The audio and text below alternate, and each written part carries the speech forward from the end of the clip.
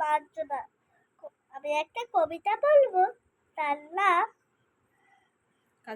কাজী নজরুলের লেখা কবিতা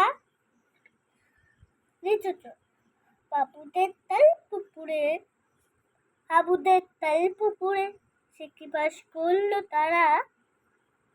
বলিতা মৃত্যু দ্বারা। বাবুদের পুকুরে রই আছে না, লিচু এক গাছ আছে না, ও খালা আসতে যেয়ে একবার কাছতে নিয়ে,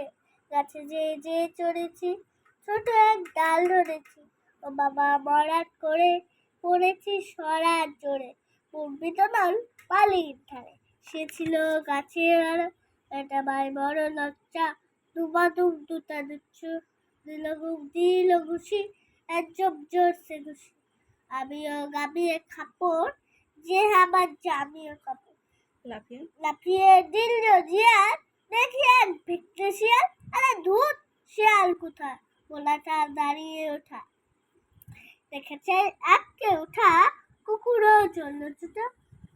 আমি বই কম্ব কাবার, কুকুরে করবে সাবান, বাবা গো মা গো বলে